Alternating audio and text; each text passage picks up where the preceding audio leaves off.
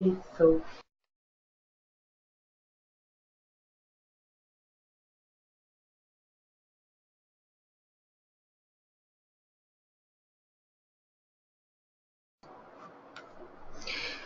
So, I think we're about ready to start. Welcome everybody at Finch Court and those by way of webinar to our presentation by the North York Human Services and Justice Coordinating Committee. I'm Andrew Graham, one of the co-chairs, and attending in the court is Mary Murphy and Tammy Tinney, our other two co-chairs. And we're very pleased to be able to welcome my friend and colleague, Dr. Gosier, today as our guest. The speed at which the webinar filled up, it was very obvious that I don't need to tell you about his outstanding credentials. He's a forensic psychiatrist, mostly based between Toronto and North Bay. So we'll start the presentation, and Dr. Gosier will answer as many questions from both the court and the webinar audience as time allows. I'd also like to say these things don't always go off with a hitch. We do have confirmation that many of you can hear us. If you can't hear us at home, please try and adjust your audio settings.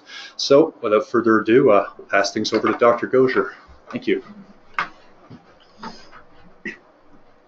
Thank you, Andrew, and welcome everybody to today's webinar, and a special welcome to my colleagues in North Bay.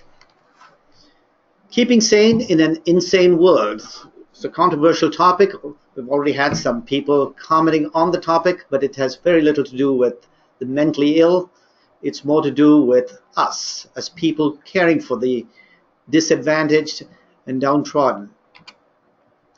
This presentation was not funded, and there's no conflict of interest at stake. At the outset, let me talk about trauma. Trauma is a difficult term to understand, and the DSM-5 captures trauma in the concept of PTSD, or the diagnosis of PTSD. And if people know about the DSM system, we would know that the criteria for PTSD has changed with every edition of the DSM, and we're now in its 5th edition. And trauma is defined in the PTSD section as an exceptional event that's out of the range of normal human experience, but it's associated with some characteristic signs and symptoms. The DSM doesn't capture features like complex trauma, compassion fatigue, or burnout. And this topic's more about compassion fatigue, where individuals experience post-traumatic stress-like symptoms without the same kind of trauma, but it's traumatic anyway to the individual. And on the way, compassion fatigue can lead to burnout, a state where people are unable to function at work. In order to understand trauma and stress, we might try to understand them as occurring on a spectrum where stress is at one end and trauma at the other.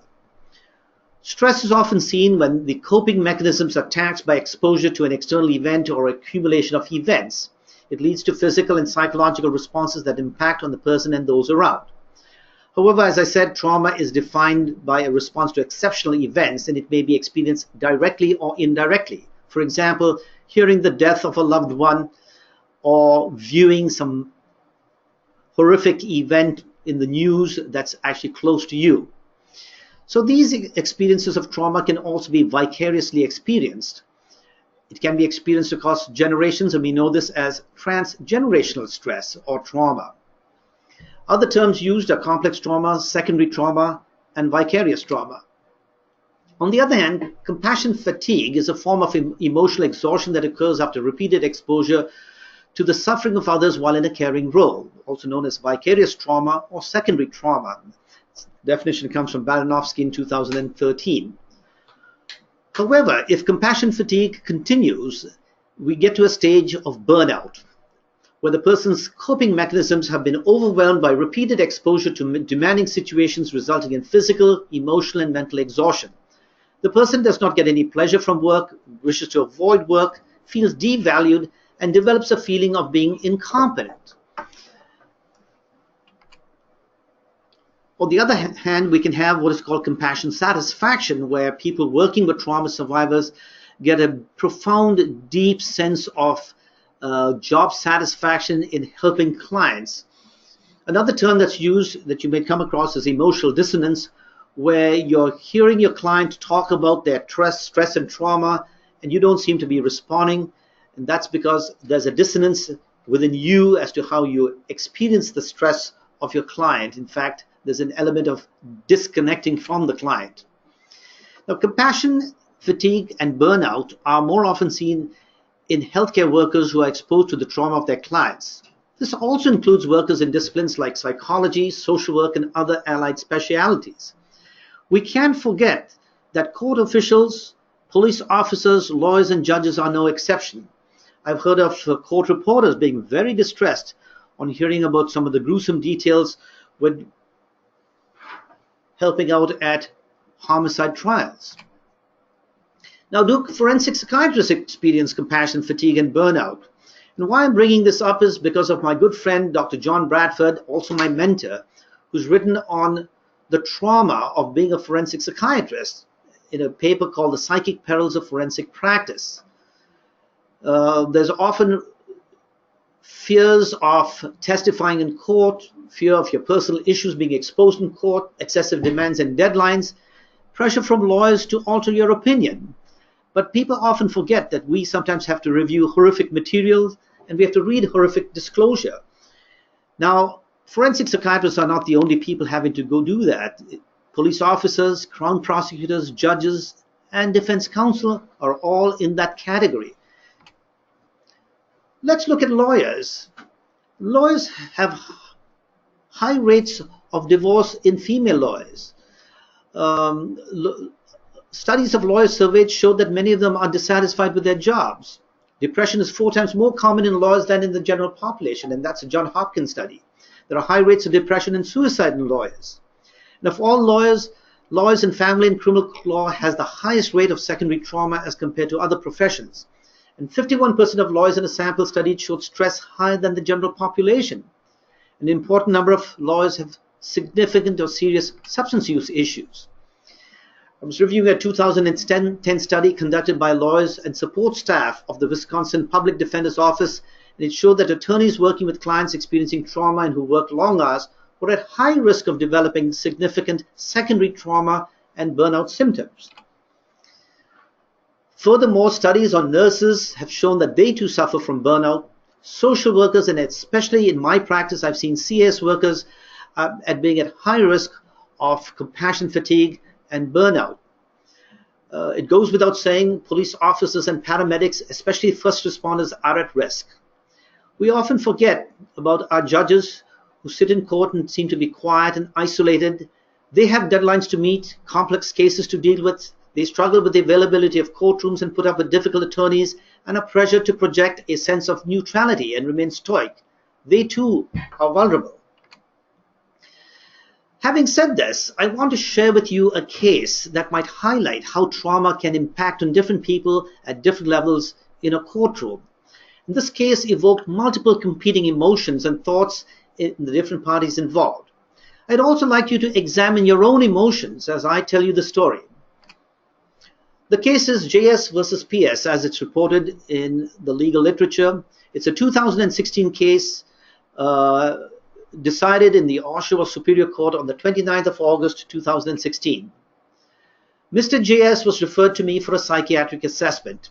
He was in his 40s and had been separated from his wife for about a year. He had met his wife on a plane when traveling from Vancouver to Toronto, and a quick friendship resulted in a marriage. The couple were not able to have a child. His spouse, PS, while on a trip to her country of origin, found a family who had a daughter who they wanted to give up for adoption. She arranged for the local authorities to create documents indicating that she had delivered the child in the country visited and brought the child back to Canada as her child and named JS as the father. Over a period of few years, the marriage deteriorated. And though the parents' relationship deteriorated, they were both close to the young girl and competed for her affection. The child was intelligent, effervescent, and loved both parents. The child was about 5 years old when the mother began to talk about a potential separation. The father was opposed to the marriage breaking up and preferred to write things out for the sake of the daughter. He was shocked one day when he was called by the police for an interview. He went to the police station and was told that his daughter had made an allegation of him sexually abusing her. He refuted the allegation. The police investigation did not go far and no charges were laid. He learned later that it was the mother who had gone to the police with the allegation.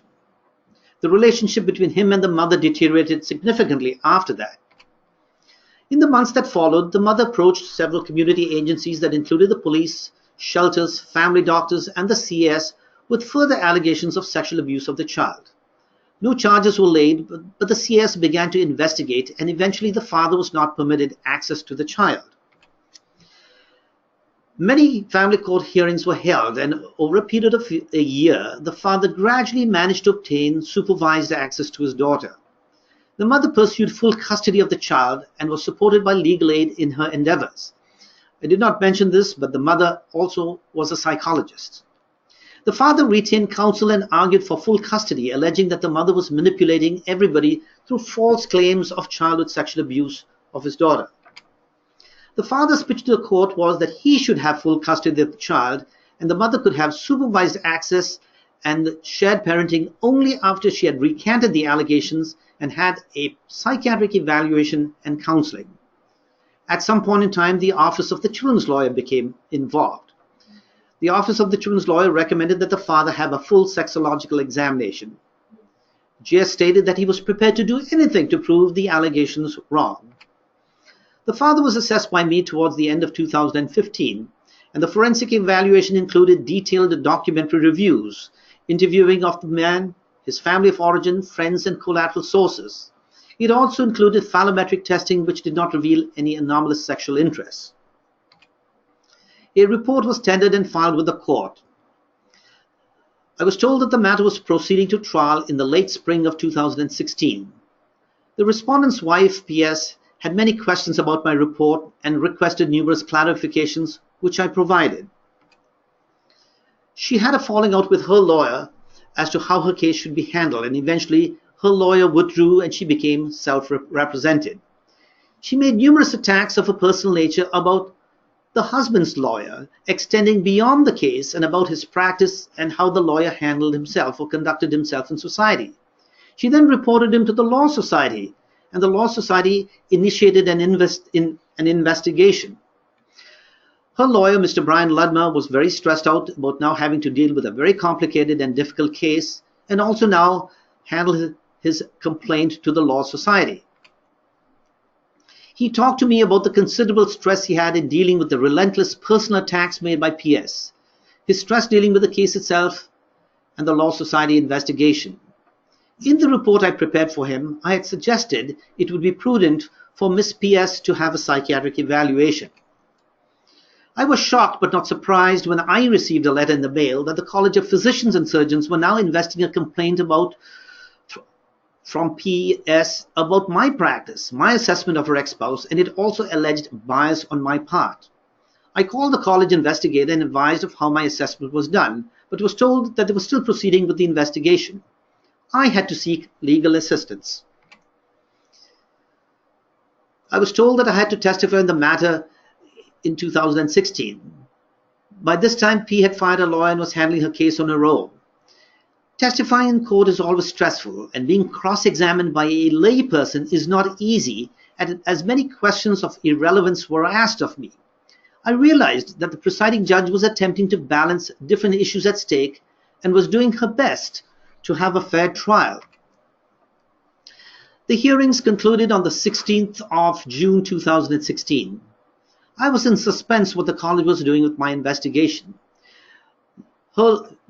My client's lawyer was in suspense as to what the Law Society was doing about his investigation. I had to let the college follow its process, and JS's lawyer had to leave the Law Society to do its investigation. A written decision was rendered, I think, on the 4th or 5th of August 2016. PS was ordered to give the child back to JS and was barred from having access to the child. This decision was emailed to me by counsel. A few days later, counsel for JS sent me an email advising me that PS had absconded with her child. The police found her and the child dead in a hotel room in Durham region. It appeared that she had killed the child and then taken her life. I called counsel and spent time talking about the events. I called JS, the father, who was devastated that the system had let his daughter down and had let him down. I called the Canadian Medical Protective Agency for further direction. I spoke to a few colleagues. The events were very painful to me and all people involved. I wanted to meet with all parties involved but was unable to. I wanted to grieve the loss with the father who did not want to talk to any mental health professional. He didn't trust anybody anymore. I knew counsel was deeply disturbed and distressed by the events, but he stated he was too busy and devastated and did not want to talk. I dealt with the aftermath of this event at my pace, privately, with no pressures, and with my friends. My friends are, like me, all overworked. I don't want to burden my family, contaminating them with my unpleasant feelings. I'm a proud psychiatrist, and I think twice about seeking a calling. I think about my new job and question the applications and questions in the application form about seeking help. After all, I'm a psychiatrist. I chose this job. I can cope. I can do it all. Doctor, heal thyself. I can't be weak. I have to be there for JS who lost his child, the lawyer who keeps things in, and the judge who must be hurting too. I have to be there for others. I have an image to live up to. I recognize how flawed my reasoning had become. I recognize the importance of talking things out. I recognize that what I was experiencing was not unusual. I recognize that in times like that, work can lose its meaning.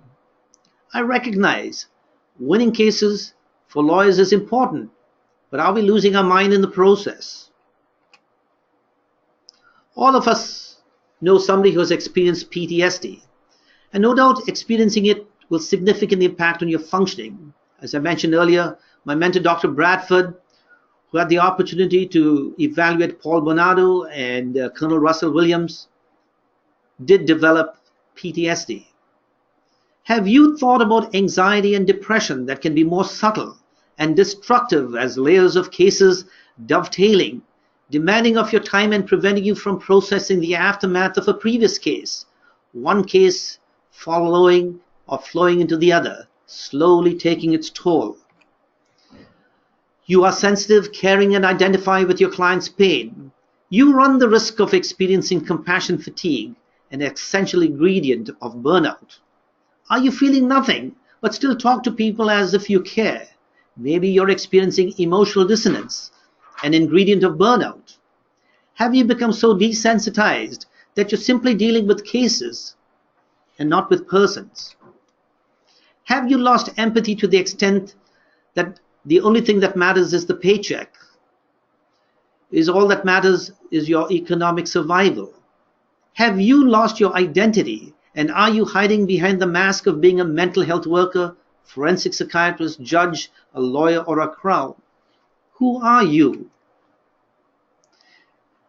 Can you recognize how your physical and mental health is a product of the construct of how you see yourself and your relationship to your profession? Are you hiding behind a facade of ultra-competence and think and need a drink or more for emotional strength at the end of the day? Are you a master of emotional avoidance? Who and where are you today? A few months later, I received a letter from the college to say that the investigation was closed. No explanations were given. I was reading some papers by Pross, who talked about Holocaust survivors from concentration camps and how German psychiatrists were assessing them. And he identified 4 different defense mechanisms used by these psychiatrists when they were evaluating these Holocaust survivors. The first one being denial, where there was an inability to identify with the person, but there was an identification with the aggressor and downplaying of the victim's suffering. Rationalization, dealing with the client in a matter-of-fact way and just be superficially caring. Thirdly, some of the psychiatrists who hated the regime that put these people into these concentration camps over-identified with the victim, satisfying their own narcissistic and omnipotent needs of bad-mouthing the former regime and failing to deal with the victim's own trauma. And lastly, psychiatrists who continued with controlled identification, who were open and receptive to the trauma story, who felt empathy but observed self-critically and were aware of reactions to the client and paced the sessions or interviews.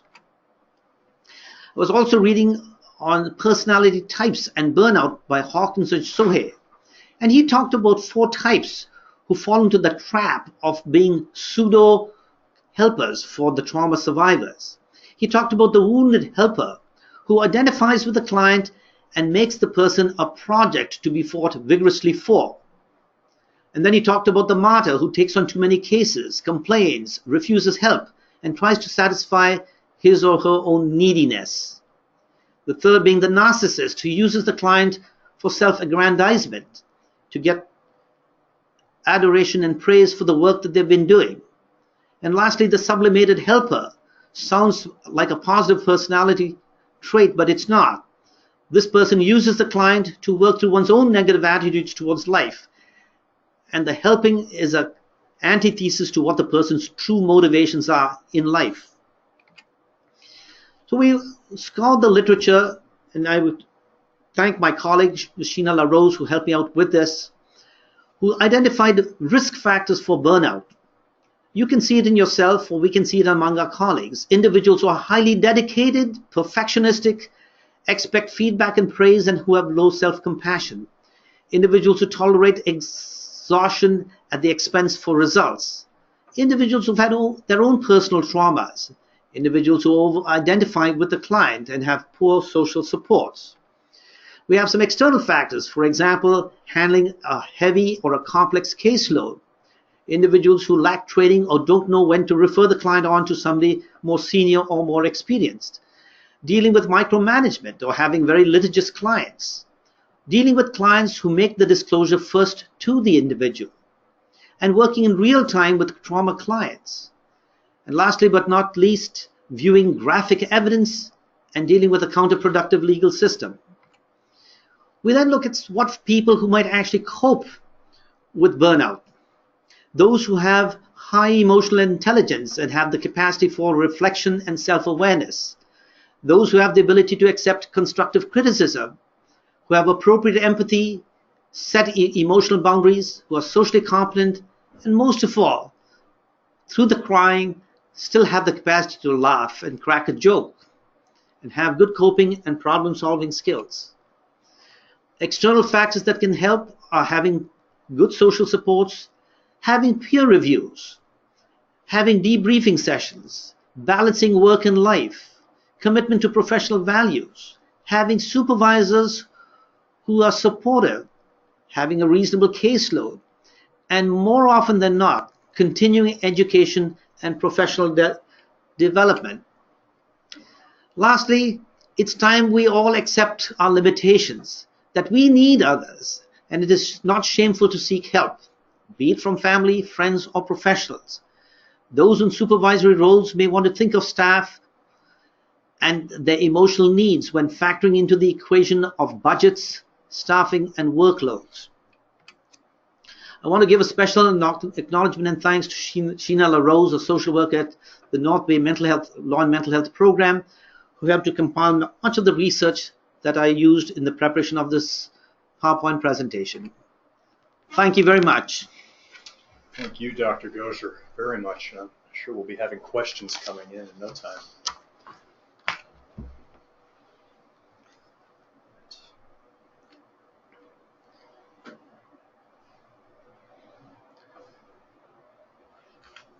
So they'll be written in or where's the mic?